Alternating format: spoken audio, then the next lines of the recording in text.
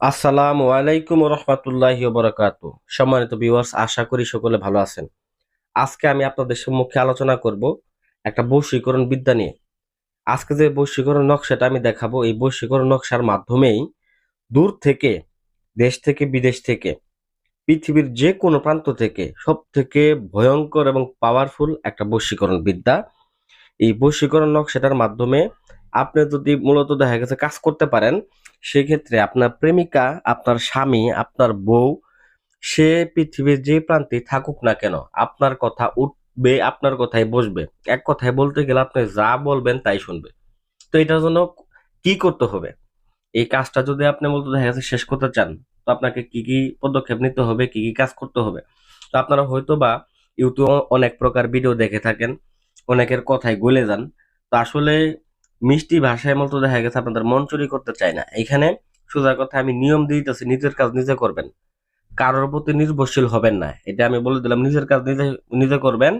এক আল্লাহর উপরে ভরসা রাখবেন এবং এই বিদ্যার উপরে বিশ্বাস রাখবেন। বিশ্বাস রেখে কাজটা করবেন, দেখবেন 100% ফলাফল পাবেন।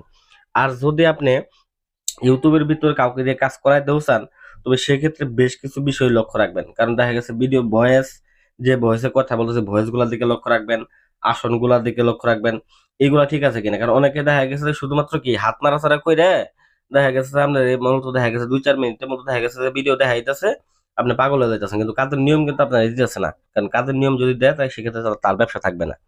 তো আমি আপনাকে দিতেছি একদম এ টু জেড নিয়ম সহ, যেটার মাধ্যমে আপনি যে কোনো জায়গা থেকে যে কোনো ব্যক্তিকে বাধ্যগত করতে পারবেন। আর কথা না বাড়াই আমি এখন শুরু করতেছি। তো প্রথমত এই কাজটা করার জন্য স্ক্রিনে যে নকশাটা দেখতেছেন, এই নকশাটা দরকার।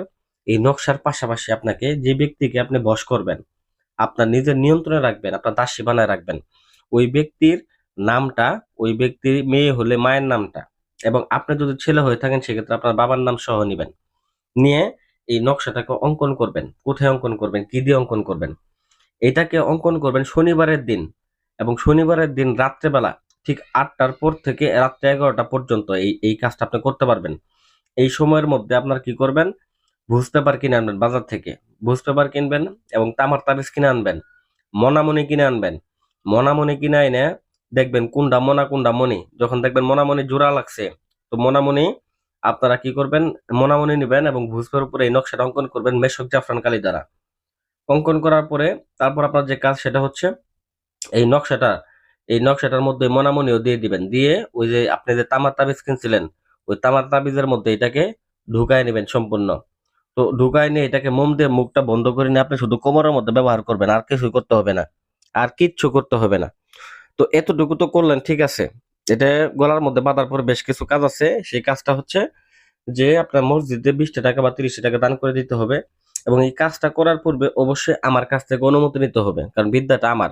আমি আজকে মহাযজ্ঞের আসনের মধ্যে এই বিদ্যাটা প্রয়োগ করছি। একটা কাজ আমি করছি, করার পরে আরেকটা কাগজের মধ্যে নকশাটা অঙ্কন করে আমি আপনাদেরকে দেখাইতেছি। আপনাদের কাজ যাতে করে নিজেদের কাজ নিজেরা করতে পারেন, যাতে করে কোনো ভণ্ড প্রতারক আপনাদের ধোঁকাবাজি করে টাকা পয়সা না আত্মসাৎ করতে পারে। এর জন্যই কিন্তু দিতেছি। তো যাই হোক, আমার ভিডিওটা লাইক করবেন, ভিডিওটা শেয়ার করে দিলেই আমি অনুমতি দিয়ে দিব আপনাদেরকে। তো তারপর আপনারা কাজটা নিশ্চিন্ত হয়ে করতে পারবেন। ইনশাআল্লাহ 100% ফলাফল পাবেন। ধন্যবাদ সবাইকে। ভালো থাকবেন, সুস্থ থাকবেন।